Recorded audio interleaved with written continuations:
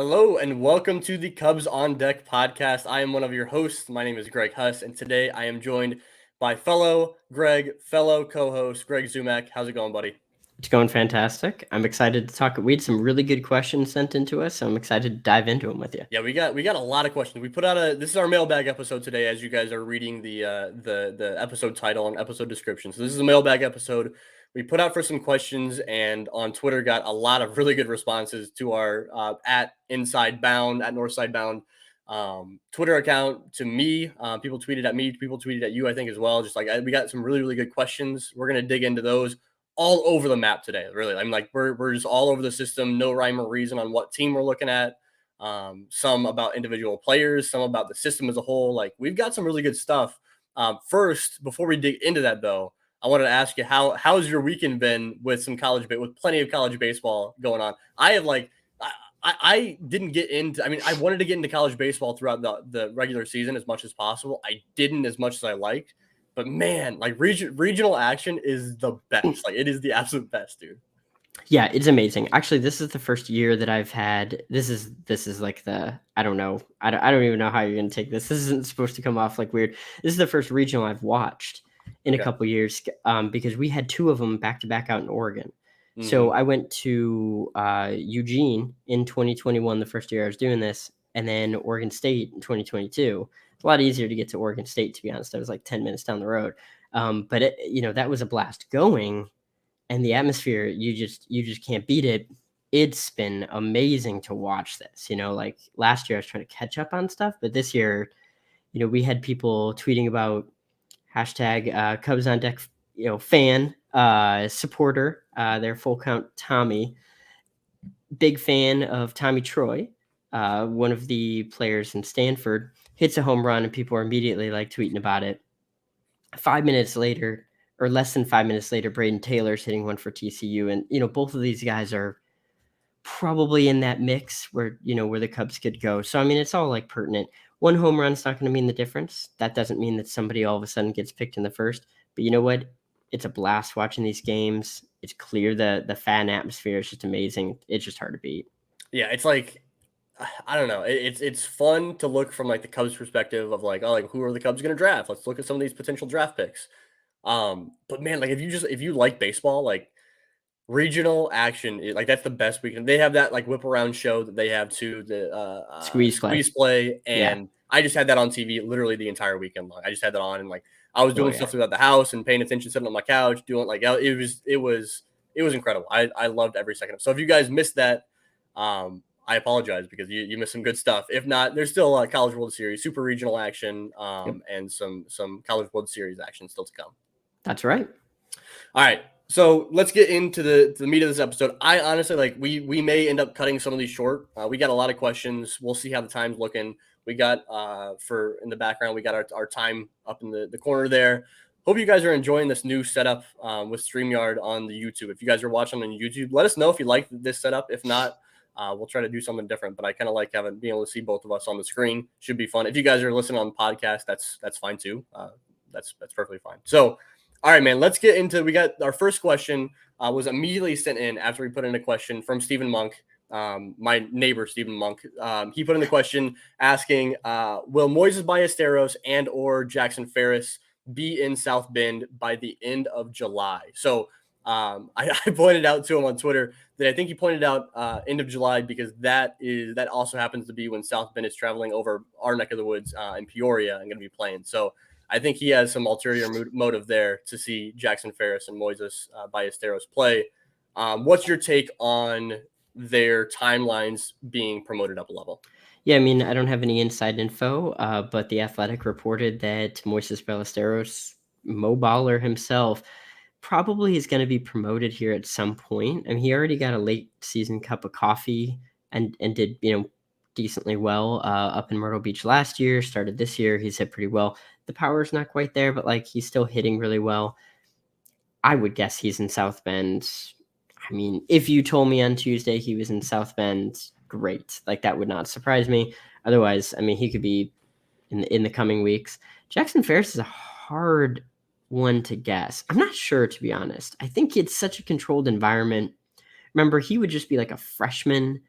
in college right now. Maybe a Sunday starter if everything was breaking right, which things really break with this stuff. But you probably wouldn't get pushed very hard.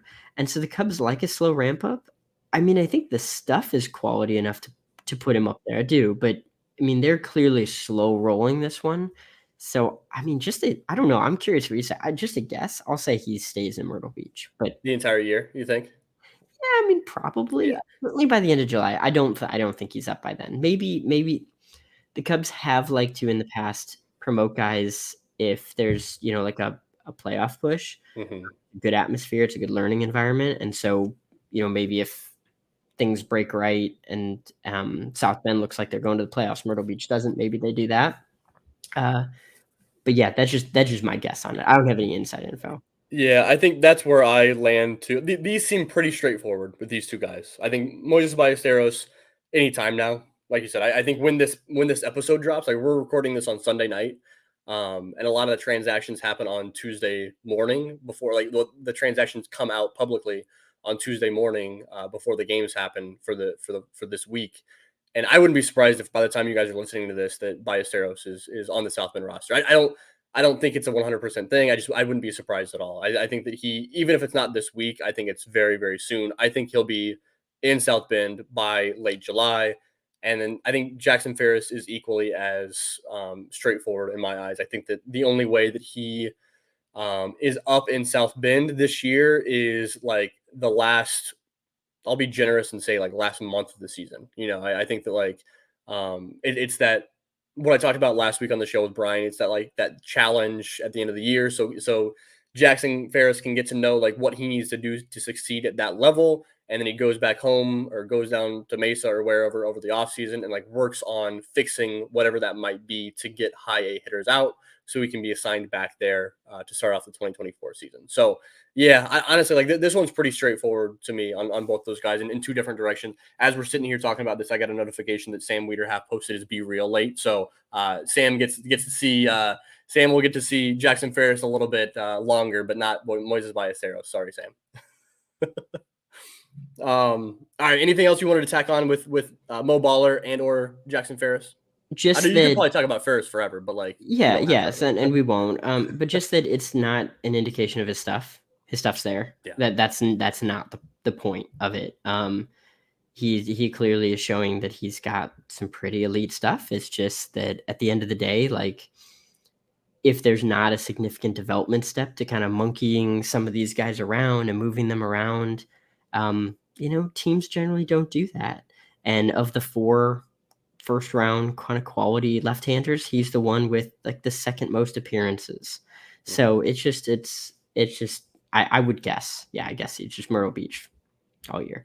Uh, that kind of transitions a little bit into our next question. I don't know if Ferris might be an answer for you on this, but we got a question from Ryan, who's been a long-time listener of the show. Shout out to Ryan. Are there any pitchers in the system who have potential to be an ace?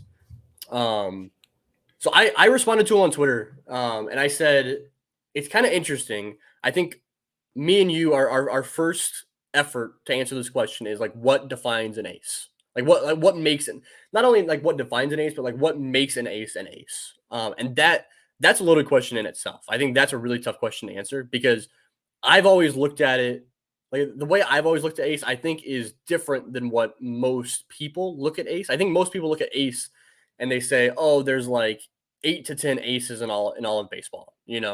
I have always viewed an ace from the perspective of like there are around 30 aces in baseball. Because in my thinking with that is that like in theory, all things equal, every team has a number one starter. Now, it may not be that like the Chicago Cubs might have two aces on their roster and the Chicago White Sox might have zero aces or whatever it might, like those are just examples, right? It might be that way where teams have multiple aces and some teams have zero, but I've always viewed it as like 30 or so aces in all of baseball. Um, and then I think that opens up to the next question of like, how do you become an ace? Like, what does an ace look like? And that's a trickier question to answer, I think. Yeah, and there are very smart people who are very connected to the game. Kylie McDaniel's one of them who tries to answer this question like every year. He writes a piece for ESPN where he talks to team sources executives, players, coaches, and he tries to get a sense for what defines an ace. Now, his definition only matters so much, right? Like if you personally, as a fan, are defining it kind of like you do, Greg, then just a guy who could lead a rotation. That's Yeah. my ace. That's my stopper, right? Like John Lieber for the Cubs in the early 2000s led that rotation. Yeah. And he pitched at times like an ace.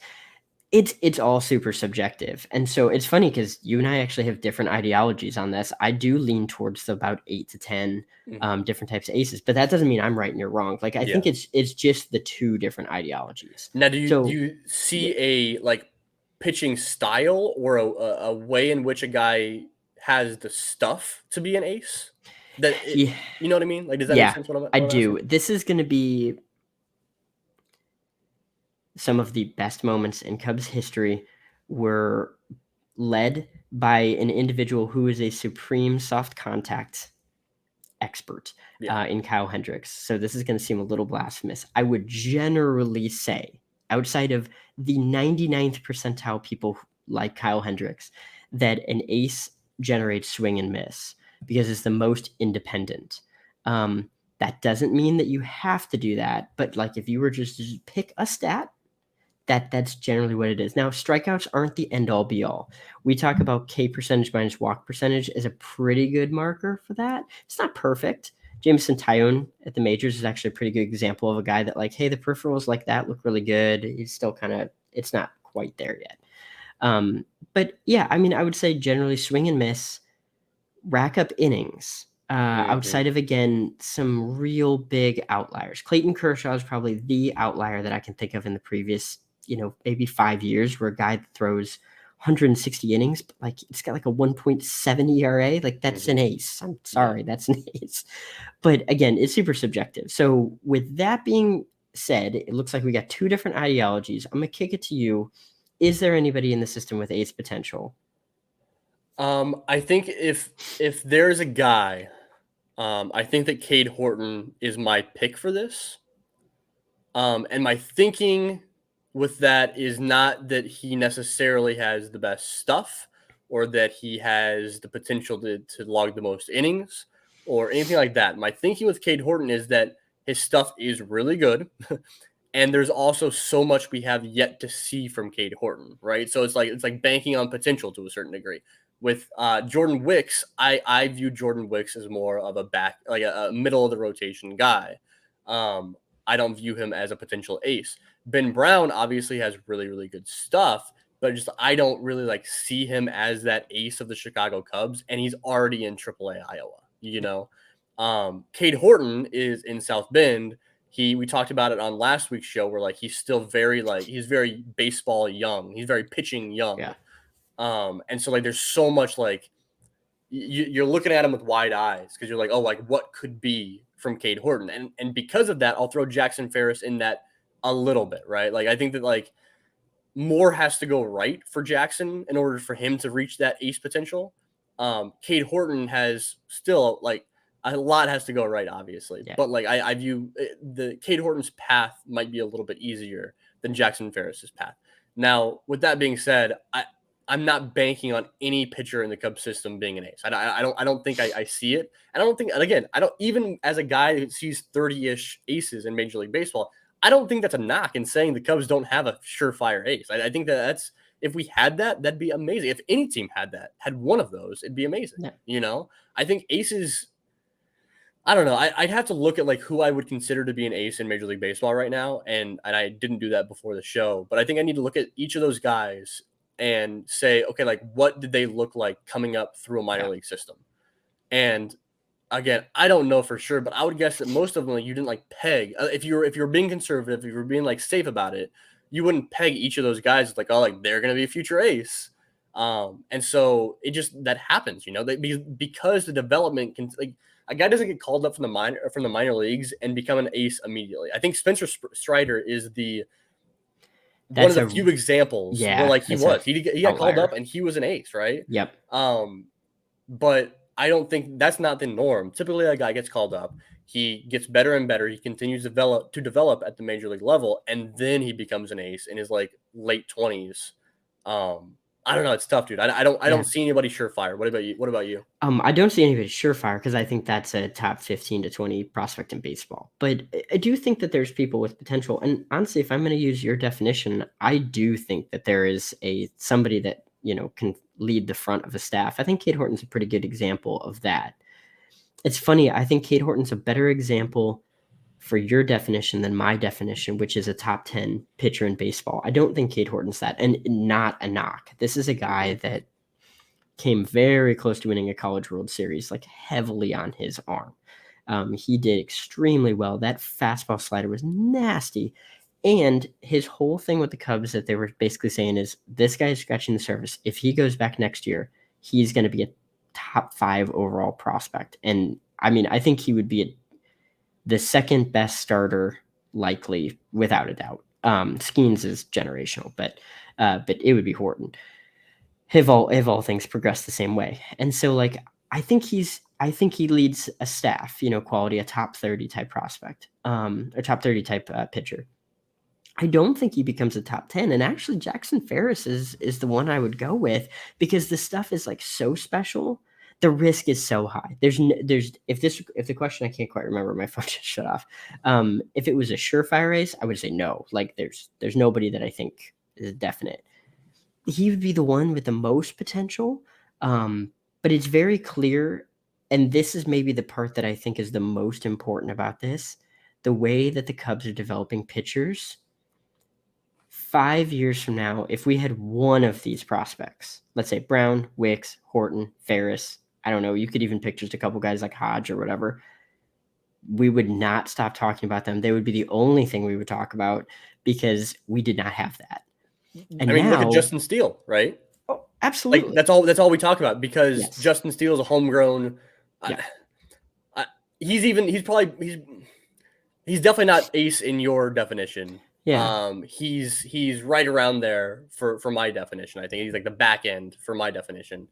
But like we talk about him nonstop, right? Because it's like that's incredible that he is that level as a homegrown guy. Like you nailed it. You're spot on.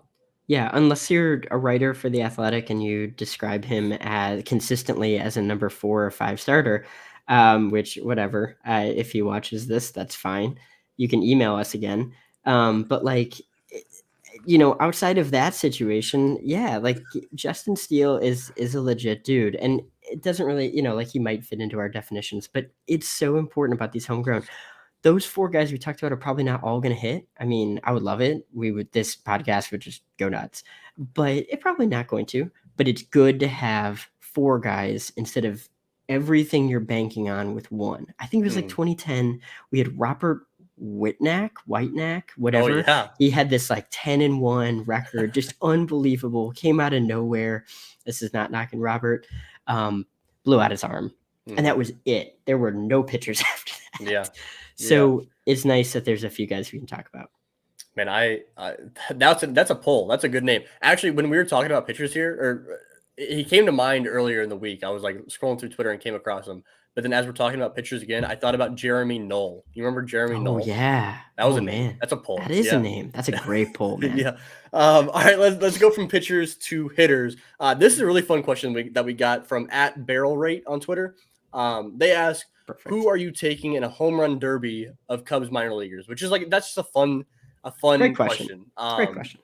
I guess I'll kick it to you first. I have one pretty obvious answer and then one kind of like deeper cut, one kind of fun answer. What's your answer to this? Yeah, I mean, there's a bunch of guys you could pick, and I'm hoping the answer doesn't have to be like today, because my answer wouldn't count here. But like Alexander Canario is probably the guy that I just would, I would believe it. It's not knocking Owen Casey. I think Owen Casey actually hits the ball harder. Like there's pretty good data by a good friend of the podcast at Just Baseball, Arm Lighton, and talked about the exit velocity is nuts. I think Casey could do it. And he'll probably hit more home runs. I just think literally if you did a home run derby, Alexander Canario would be hitting fools like across the street behind the stadium.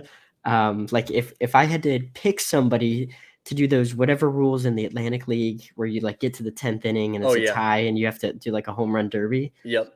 Honestly, I wouldn't hate that in the minor leagues. I don't know, whatever. Well, they did in the All-Star game in when South Bend hosted the Midwest League All-Star game. Yeah, be an absolute blast. Yeah. But like I would, that's the guy I would just pick, and I'm not a gambler, but I'd put $10 on that and watch it feel pretty good. I like the Alexander Canario. If we're getting like down to the nitty gritty here and like picturing an actual home run derby, right?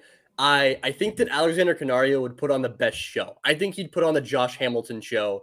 He'd put on the who a couple of years ago ended up like putting on the show and ended up losing in the home run derby. Oh man, yeah. Who was it? There's somebody that did like the Josh Hamilton thing, right? Where it was like back to back, like they were just so good, but lost. And then I forget who it was, but and then ended up losing because he wasted all of his energy on the crazy round. I could picture Alexander Canario doing that if we're like getting into like super weird hypotheticals because he's hitting like 475-foot bombs every single time he swings. But like Canario puts some oomph behind his swings, right? Yeah. Like he has insane exit velos and puts on some crazy amount of pop. But he also puts his entire body into hitting those home runs. Like it's not. I'd look exhausted watching it. So, yeah, exactly. Yeah. So I'm gonna go with. I'm not gonna go with Canario because of that. Okay. I think that Owen Casey takes it because he just bides his time. I mean, Owen Casey's exit velos are like through the roof. Like you said, plug that RM Layton article over at Just Baseball because that was a terrific read. So good. So good. And yeah, I'll just take Owen Casey's big exit velo numbers. I think my deep cut pull here is going to be Yohendrick Pinango. And my thinking with Yohendrick Pinango is that he also puts up pretty good exit velo numbers. Like he's got that raw pop. It's not shown in games, obviously, as much as we'd like to see it. But he puts up good exit velo numbers. And I think that Pinango's swing is a little more simple, a little more like catered to a home run derby versus like Casey's got a little bit going on there. Canario definitely has a whole lot going on. I think that in a home run derby, Pinango, even though he's not a true power guy, he might thrive in this. I like that, man. Yeah, that's kind of fun. That's I hadn't gotten as deep into that. I thought I was going deep. You went deeper, man. You like went to that next level. I like it. That's fun. I like that there's multiple guys we can talk. I mean, like we talk about those three guys, but I mean, like you can talk about plenty of other guys, like Miguel Amaya. Even Brennan Davis has the raw pop. There's plenty of guys we can talk about, which that was not the case. Even 3 years ago, dude. Like there was not a whole lot of pop in the system 3 years ago. And now we've got a lot of dudes. Yeah, because I mean, like the top prospect at the time, and this isn't knocking, but like it was right around the time when like Nico was still like the top prospect, and he's just a different hitter. That's not knocking Nico, but yeah, it's fun to watch now. All right, man. Let's go to we got Mike from Cubs PS Plus, who just shout out to Mike on Twitter, surpassed 500 followers there. Big. I don't know, dude. Mike's terrific. I've been on his show a couple different times. He is the man. He sent two different questions in. We'll cover both of them here. The first one is how many guys currently in the Cubs minor leagues that have not yet made their MLB debut could play into helping the Cubs bullpen in the next 6 to 8 weeks in Chicago. Okay. You want me to go and lead off with this? I've got. Yeah. Do you want to pick maybe one each at a time, like go back and back? Yeah, I don't have that many names though. I don't know. Oh, wait, I was gonna I only had 3. So. I only have 3 as well. Okay, maybe not then. All right, go for it. I'll say my 3. I'll say my 3 before getting into the details, and then you say your 3 because that sounds good. 3. I've got Bailey Horn as one of my 3. Yep. I've got Ben Brown actually, and I've got Daniel Palencia. All right, I like that, man. I'm gonna go similar on that. I'm going to go Horn. I'm gonna go Palencia, and I'm actually gonna go Luke Little. The walks are still up, but like if you told me 6 to 8 weeks, could they promote him to AAA? When I think like Horn moves up or Palencia moves up, let him get used to that AAA ball. If the walks drop back to normal, you feel like all right, we feel pretty good about that. Damn, like I don't know, 6 to 8 weeks is a long enough runway that I could say Luke Little. Yeah, we're like starting off August. Actually, that's a weird. Him saying 6 to 8 weeks is kind of an appropriate question, right? That's right after the trade deadline.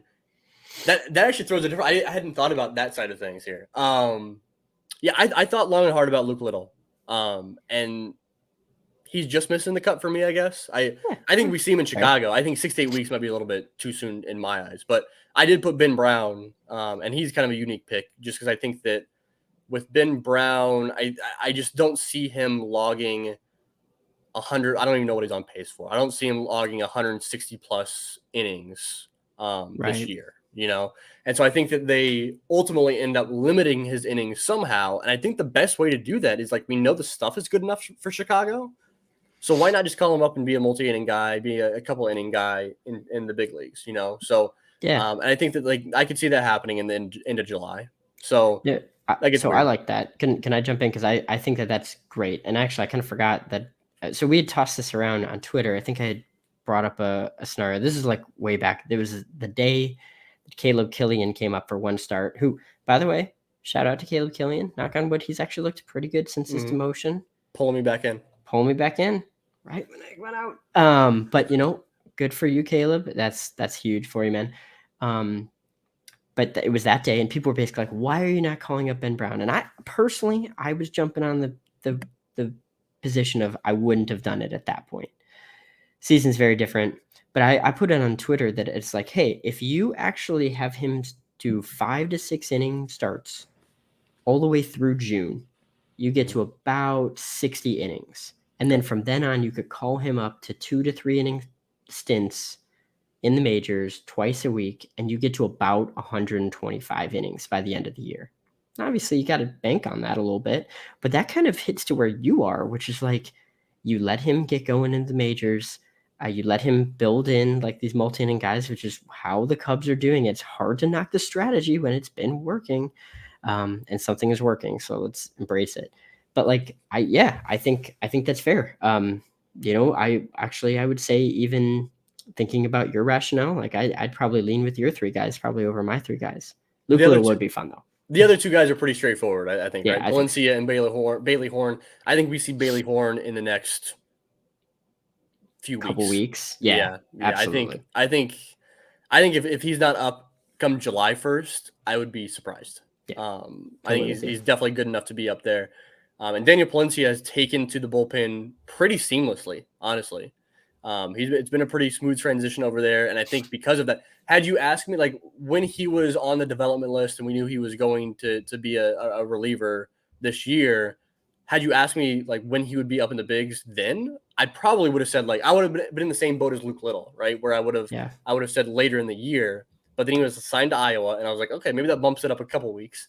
And then he's gone into the Iowa bullpen and looked really good right away. It's okay, maybe that bumps it up even a couple weeks from that, So, I think that's a fun one with Palencia. I think we could see him for sure. Those 2 are more straightforward than the Ben Brown and Luke Little and those guys. But I think besides that, the only other name I kind of considered was Cam Sanders. And I went on the CHGO show this past week with Ryan and Cody and Corey and Luke, and shout out to the CHGO podcast. That's always a blast to go on with them.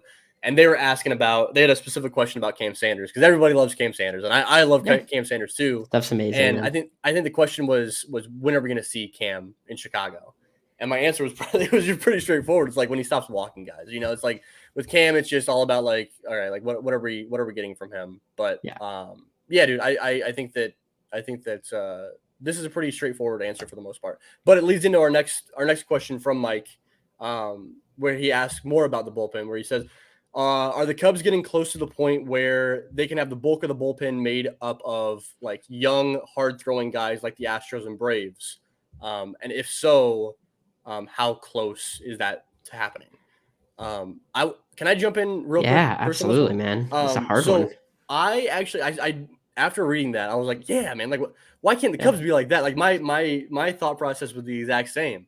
I dug into the Astros and the Braves rosters, because I can't say I'm an expert on who they have trotting out of the bullpen every single night.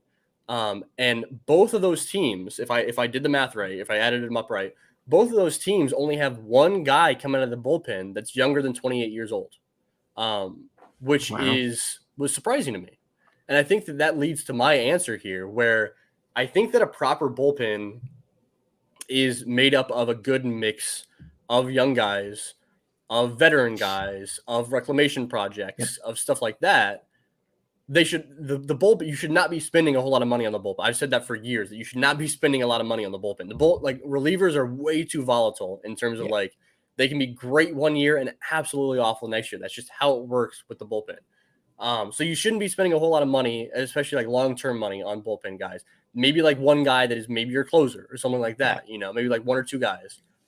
But I think that like you're a majority made up of like the other types of like cheap type players, I don't know. I think that like this year has been not normal for the Cubs as of the past 4 years, maybe. I think the past Yeah. 4 or 5 years, the Cubs have been really, really good at assembling a bullpen, and this year's out of the ordinary. Um, so to answer Mike's question, I don't think I can really answer it. I don't know. I guess my answer is like I think the Cubs are doing a pretty good job of developing young guys to come up and help in the bullpen, and I think now that we've seen the transition of several guys, of Palencia, Luke Little, is Riley Thompson a starter or reliever? I don't know, but Ryan Jensen, like now that we've seen that transition, maybe those contribute even more to that like young bullpen in Chicago. You know what I mean? Yeah. So like I'd echo pretty much all of your thoughts. Here's my like one caveat. I think by the end of the year we got a pretty decent chunk of the bullpen that's internal guys. Whether they want to just roll with that completely next year, I don't know about that. So here's like this is a meta thing. This is like not too much prospects. It's a little bit more major league stuff. So I'll tread lightly here. But when the Cubs have been in contention, or plan to be in contention, and I don't know if this is a Theo thing or a Jed thing or both, they have spent on closers. Mm-hmm. And yeah, they kind of filled out the bullpen outside of that, but they spent on premier closers. Yeah. They were in play entering 2015 to try to get Andrew Miller before he went like superstar. Mm-hmm. But they were going to basically pay him $15 million a year for 4 years. That's not inside information. Somebody's written an article about that. They went after Aroldis Chapman. After that, they got Wade Davis. And they paid up for Brandon Morrow, who obviously, didn't really work out, but like they paid money for closers. Oh, and then in 2019, when they all of a sudden had some money, went out and got the Hall of Fame closer, who of course started off rough, but Craig Kimbrell. I mean, he was on a Hall of Fame track. So like every year they thought they were contending, they paid a lot of money for closers. Yeah. So like maybe they fill up almost the entire bullpen of internal guys who are cheap. I mean, I'm not glorifying that, but like they're not paid a lot of money compared to guys on the market. And then they go spend the same amount of money that they would normally spend on like 4 guys and just spend it on 1. I don't know if that's the right strategy. It just wouldn't shock me. To me, that's the right strategy. I mean, like I know I'm not the one calling the shots, but like to me, that feels like the right strategy. Like I just think that you have that gives you much more wiggle room. Like that gives you like than signing multi-year contracts for 4 different relievers. Even if you're not paying them a whole lot, but if you're paying them $2 million a year over the course of 3 years or whatever, like that kind of straps you a little bit. You don't want to get rid of a guy that you're paying $2 million for. Yeah, and I'm not saying like an Edwin Diaz, which I can't even remember the final figure, but like that was like monstrous numbers. I'm saying maybe like a step down from that, but just saying like man, if there's something I absolutely hate, it's spending crazy amount of prospects at the trade deadline to get a reliever. I mean, we see it, right? Ben Brown, he's in AAA and he's going to make it to the majors, knock on wood, for the Cubs, and he could be a pretty solid starter. They got him for Daniel Robertson. Relievers control so much like prospect equity back. And it's just it's wild. It's wild. It's crazy, man. Yeah.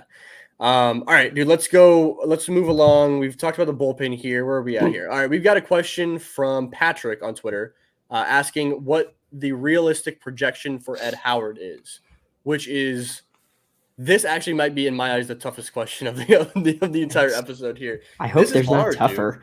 Yeah. I mean, like, well, this is difficult for reason number 1 is because he's still injured, still coming back, right? I had someone reach out asking if Ed Howard's a bust on Twitter. I get that about once a week. Yeah. We can't say that Ed Howard's a bust when he's had this injury and he's been out for more than a year. Now, can he come back and be awful for the next 2 years and then be a bust? Of course, there's plenty of time for that. We can't call him that yet. You know what I mean? So that makes it difficult for reason number 1 how to project Ed Howard. The second is because it's just projecting prospects in general is difficult. Projecting prospects that are in the lower minors is difficult. Projecting guys that were high school draft picks is difficult. project. Like it's just there's so many things that make this not easy. Do you have anything before? I have some ideas, but I'll kick it to you first on this one. I've got a comp.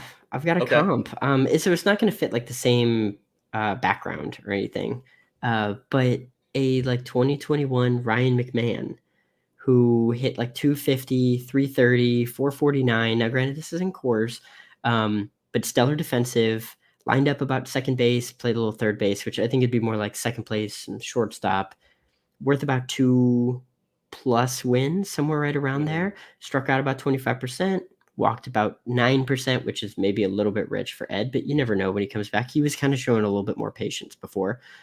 That's my comp. And you know what? Honestly, if they get that would be solid. Like there's nothing wrong with that. I would lock in 2.5 wins, Ryan McMahon, and not think twice. Yeah, I had written down here I would be more than happy with a Major League Baseball bench player from Ed Howard. Yeah. And I don't mean that as like I just think if we're throwing around the word realistically in this question, we have to answer it realistically, right? Yeah. If he becomes that, are you going to be happy? And I think my answer is yes. Yeah. I think that there's a very real possibility that he becomes way more than that. I think that there's a very real possibility that he fizzles out once he comes back from injury and doesn't make it past AA. Both Yep. are. I mean, that's what prospecting is. You know, that's what being a prospect is. You can go on either extreme. So I'll kind of shoot the gap and say bench guy at the major league level. I think that's shooting the gap a little bit. Yeah, man. I think that's totally fair. It's tough, man. It's tough, right? Like I Ryan McMahon. I dig that though. I dig that like comp where like that type of player. I don't know, dude. I'm trying to think of like a bench, like a true bench bat compare. Like if Ed Segura, Howard, maybe? say again. Segura? I don't know. I'm like, Even Segura, like Segura had some like actual. he Like, had actual some really years. killer seasons. Like Yeah, if you're right. if Ed Howard is Brendan Ryan. Oh yeah. Like I don't know, dude. Like Yeah. a guy who's in the major leagues for several years and is really good defensively. I'll take it. I don't know what Brendan Ryan put up war wise over the course of his career, but like he has value regardless. Like he fills a role. I'll take an Ed Howard that fills a role in the major leagues. You know? Yeah, for a long time. I mean, he's got the right mentality to it, too, and you want those guys on the roster. And I don't think we need to relitigate the 2020 draft. It was a tough one. These guys, these scouting coordinators and scouts, there were some people that they hadn't even seen, since the previous year. So it's just tough. But yeah, if you were to lock in a situation where all of a sudden we had, Ed Howard pick up maybe 1.5, 1 to 1.5 to 1 point, to 2 wins a year for 5 years. Like that's honestly, I think you just take that and roll with it and let Ed be Ed. Yeah. Amen. All right, we got a question from Rich Biesterfeld, our photographer at Northside Bound. Haven't heard of him before, but yeah. You're not familiar with that name? No. So you can follow Rich on Twitter at Beast22, I believe is his handle. The fact that I know that off the top of my head should be a compliment to you, Rich. That's or just I'm a sicko on Twitter. That's probably more leaning towards that one. He asked our thoughts on Cole Roederer since he's come back from the IL. Has he put himself back on the prospect map? I reached out to Rich and I said, I really appreciate him asking this question. And the reason why I do is because I think that when we talk about Cole Roederer, we mention him a lot on this show, clearly. Whether it's this show, having him as a guest on the show, or dating back to the Growing Cubs days. And we talk about him a lot from the perspective of like the vibes are awesome, right? Like we love Cole Roederer as a teammate, and obviously he's a great teammate. He's a good leader. He works his butt off. Obviously all those things they make him fun to talk about. But I like this question because it's like, what is he as a prospect, as a player? Because I know at one time, right, like Cole Roederer, when he was drafted in the same draft as Brendan Davis, like right out the gate. Yeah, I had him like this was a while back. This was early on, like not early on, but this is in my prospecting rankings. I don't know if I really agree with this looking back on it now, but I had like Cole Roederer ranked above Brendan Davis because we just didn't know like Brendan Davis is kind of a lanky, weird type of player, Yeah. But like Cole Roederer was a legit prospect for a decent amount of time, and then he ran into the injury problems, the COVID year. Like he just missed a lot of time. He's come back from the IL this go around and looked just so smooth at the plate. The swing is back to the old Cole Roederer, like the most beautiful swing in the system. What are your thoughts on him as a prospect and as a player moving forward now? Yeah, I mean, I don't know. These are some really good questions. I'm always gonna have difficulty getting off the Cole Roederer bandwagon, just because the potential is just so good. I don't know. They've got a lot of outfielders, and so Mm-hmm. he's just gonna have to keep producing. The nice thing is that, well, I don't. I think this is generally a good thing for both Cole and the Cubs. He's Rule 5 eligible, but that'd be really, really surprising for him to get picked anyway. And so you're probably looking at giving him then a full year run next year. Mm-hmm. And that's where I think he can make his impact a little bit. Um, I think he's a bench outfielder and a guy that you can slide in all three outfield positions. He hits left-handed. It's a sweet swing. That's super valuable, man. Mm-hmm. Like, that's Mm-hmm. something you would take, not to just keep jumping on comps, but, like, we kinda saw how valuable that was with a Chris Coughlin, Mm-hmm. where it's just this guy that you just sub in there, and all of a sudden he's like, "Whoa, that guy had, like, a 2 to 3 win season, back-to-back years. Like, what Yeah. happened?" Well, the talent was always there. Pretty sure Mm-hmm. Chris Coughlin was also a Rookie of the Year. So, Yeah. take it Yeah. with a grain of salt, but I was thinking more when when he was with the Cubs. Um, but yeah, I mean, I wanna keep seeing it from Cole, but if you ask me in October, I'm hoping my answer is like, "I never went off the bandwagon, I still believed in him, and look at what he did." Yeah. I with Cole, I'll throw out another situation type comp, not player comp. I was feeling myself last week after I did the Nelson Maldonado and BJ Murray situation type comp. So I'm going to throw out another one of those here. Cole Roeder and Jonathan Perlaza, where Jonathan Perlaza was not he like we wanted to have that conversation where they would protect him from the Rule 5 draft, but like it just didn't really make sense. Like I think we were kind of forcing the issue there a little bit. We're like, oh, like maybe they'll protect him, maybe they will. And it's like they weren't really going to protect him ever. And then he hits minor league free agency, and it's kind of the same exact situation. The Cubs bring him back, and now he is doing really, really well as a loaded outfield in Iowa, and he's doing really, really well. He's like the last. Oh, I'd have to go back and look at Brad's tweets about his current pace for doubles right now. But last I checked, he had hit like 14 doubles in the last 12 games or something like that. Like absurd, right? But like now he is super useful major league outfield depth. And I think that if we can get Cole Roeder to that level, then that is like that success. And the fact that we're talking about him in that way means that he's back on the map for me because I think that he was pretty clear out of the top 50 prospects in the system coming into this year for me. Love Cole to death. I think he's awesome, but he was outside the top 50 for me. Now he's back in that conversation for top 50, which is like I know like now we're getting kind of crazy. Instead of like top 20s or top 30s, we're talking top 50s, but like that has value. Like I think that Jonathan Perlaza was a guy that was hovering between 30 and 50 for a long time. And so if Cole Roeder can be a guy hovering between 30 and 50, that's awesome. I love that. I'm about it. Yeah, I'm excited for Cole now that he's back from the IL. He just looks better. He looks Mhm. smoother. Like he looks comfortable. He looks like he's having fun. Yeah, man, I totally agree. I think that's fun. All right, let's go to another guy that fans absolutely love. We love Cole Roeder. We also love Haydn McGeary. So we got a question from at Dewey Cubs asking, what are the odds of Haydn McGeary becoming a top 10 Cubs prospect? Do you want me to start with that one or you? Yeah, go I for can be it, a go for it. downer. Are you going to be a downer or I mean, not? not a downer, I'll be a downer. okay, maybe I can start. I Okay. hope not. I hope not, because it's really hard for first base DHs to do that, and if he keeps doing what he's doing, which he's adjusting to Double A, it's not really looked super pretty. Give him some time. He's made a massive leap there. I think he bounces back and has, a pretty solid year. When we all look at it, he clearly destroyed South Bend. Um, but I'm hoping he keeps doing what he's doing, and he's not a top 10 guy. And so not to be a downer, not to knock him. I get the same question, which is, could he be a top 100 guy overall, like a prospect? Same here. Very unlikely. Though I mean, Matt Mervis didn't do it, Yeah. and he had a lot more production. And that's again not knocking McGeary. So I think that I would say, maybe not, but he's in that like he could be in that 9 to 15 to 20 range. It doesn't matter. It's all about what you're going to do at the next level. Yeah. Not saying your question is bad. It's a great question. I just mean like ultimately this guy could come up and just completely mash at Wrigley in like 2.5 years. Yeah, I think it's a great question because like we know that fans love Haydn McGeary, right? Like it's the Moises Ballesteros. I talked about it last week. Like those are the two guys that people and BJ Murray, like that people love those guys. And fair, like we should love what Haydn McGeary has done this year.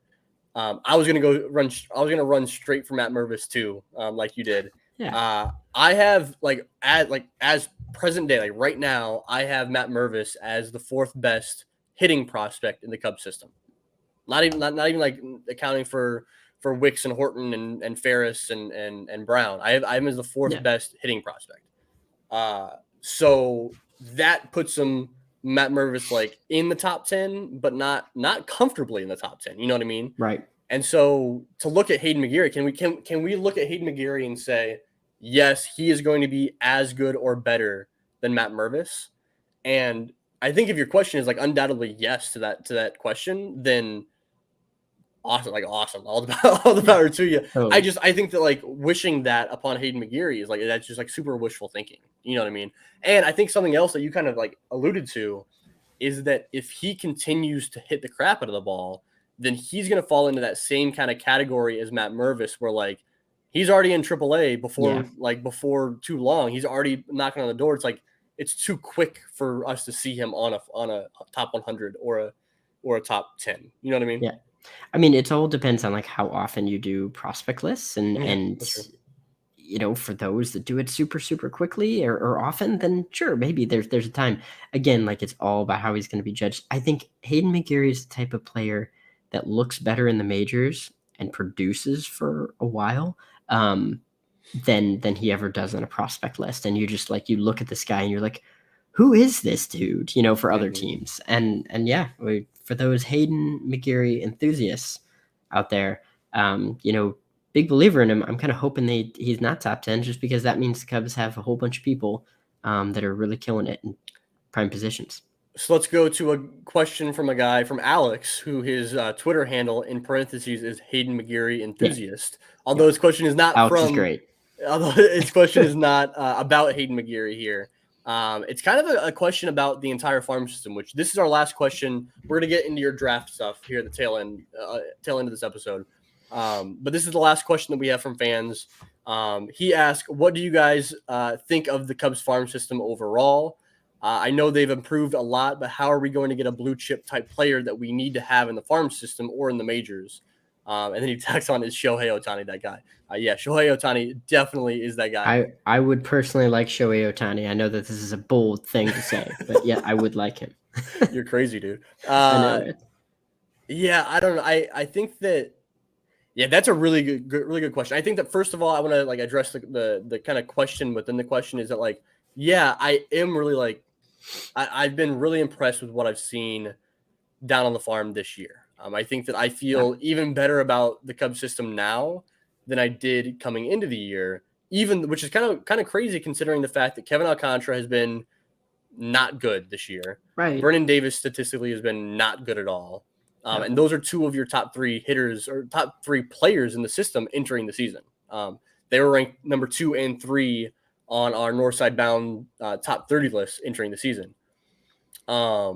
So there's been some duds like that, but then there's also been like we've seen Owen Casey really succeed. We've seen the depth really come out, and I think that leads to my answer to this is that like the Cubs have created a system of depth, and there's a lot of guys. We talk about that like 150-ish, like top 150 guys in all of baseball. Yeah, and the Cubs have a lot of those dudes, and I think in my eyes, like the idea of developing a superstar, a blue chip type player from the day he's drafted or the day he's signed all the way to being a superstar in the major leagues is like the elite of the elite prospects do that. Like that is so rare to see that happen. And so what I would rather see and what I'm seeing with the Cubs is for them to just develop, like draft, sign, and develop a whole bunch of guys that fall in the top 150 range and then watch one of them or two of them take off once they reach the major leagues. You know what I mean? Like, I think that we're seeing that a little bit early with PCA, but I think that like if Ben Brown is hovering right around that 100, right? I think he just entered both Pipeline hit 100, and BA. Baseball America's top 100s. And right as he's getting ready to make his MLB debut here soon. I think if we get a whole bunch of those guys, like maybe they continue to develop the major league level, maybe they become aces, maybe they become middle of the order batters. That's how you develop those blue chip players, in my mind, at least. Yeah, I mean, when we talk about superstars, I mean, what's the profile on that, right? Like, in general, you're talking about guys that are either premier signings from international, which the Cubs, to be fair, have made a couple of those, right? Like Christian Hernandez has that potential. He's still building up, but like he has that potential. Their theoretical signing, hopefully next year, Fernando Cruz, could be that potential as well. So you're taking some swings there, right? That's great. Otherwise, you're talking about it is really hard to get a superstar if you aren't picking at the top of the draft or have multiple years to tank. Now, you can do it. The Orioles, who, I mean, they did tank, but they got Gunnar Henderson. That's like that's what you want. You picked, 30th, 31st, whatever, and he was the number one prospect in baseball this year. So like it is doable. You just have to be right. You have to hit. Banking on the superstar is really hard, like you're talking about. The Cubs don't have to do that, which I mean is really nice, right? Nico was never a superstar prospect in the minors. He and Dansby, I think friend of the podcast, Brendan Miller has he said that they're like the top two middle infielders by FWAR. Right? I think combined, I think they have the highest middle infield WAR in all of baseball. Yeah. Right. So like, what did the Cubs do? Well, they got a late round pick that they did well on. He was never a superstar prospect, but clearly Nico was hit.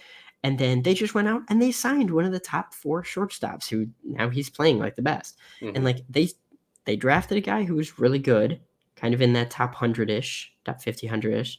And then they signed a superstar. Yeah. Cubs can do that. So like, go do that again a couple times. Creating solid prospect depth allows you to do two things, alluding to what you're saying here. It allows you to do two things. Either kind of hope for one of those depth guys to really take off, or create the depth around the rest of the team so that you don't have to pay, again, back to the relievers type of situation. You don't have to pay for just like decent starters at third base, like decent starters around the diamond. You can have those decent starters already and then sign the superstar. You can field a team that is really solid, which I think, honestly, I think that's what the Cubs have at the major league level right now. We don't even need to look into the future. Look at the Cubs major league team. Right now, they have a whole bunch of just really decent baseball players around the diamond.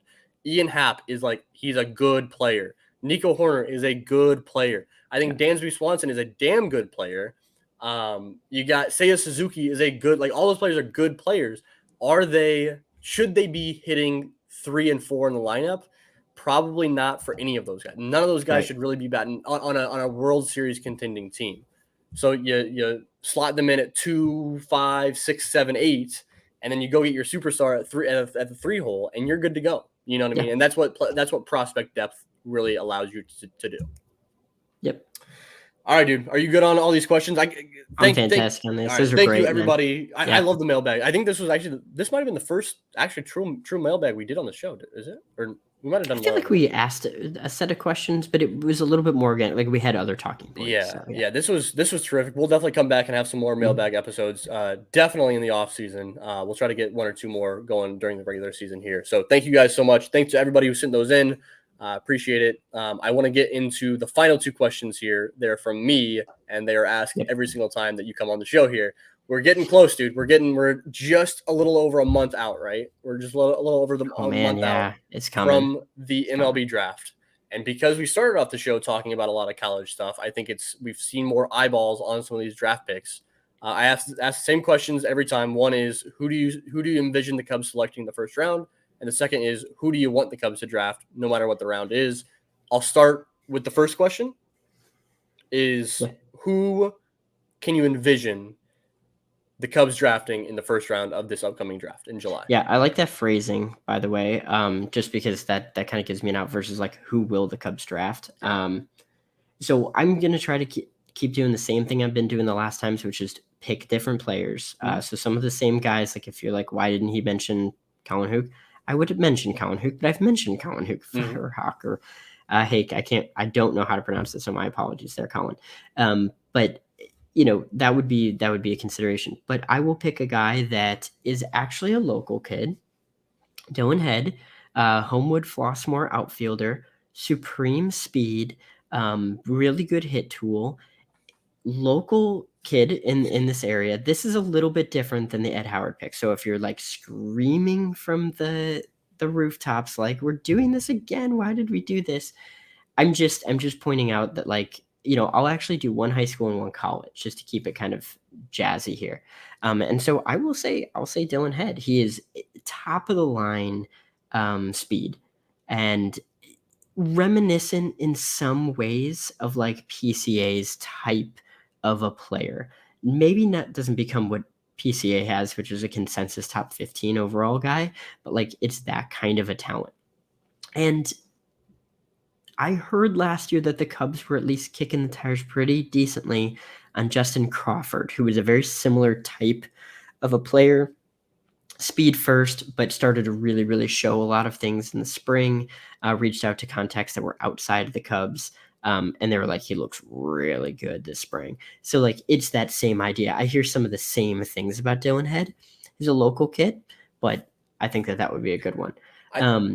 I think I'm going to pick oh, go ahead. Yeah. I think that Tyler Schlafer was a Homewood Flossmoor kid too, right? I think he was actually, yes. I don't know that there would have been any overlap between those two. I don't know. There might not have been any overlap. Yeah, maybe Schlafer's not. been out for a few years now. Yeah. But yeah.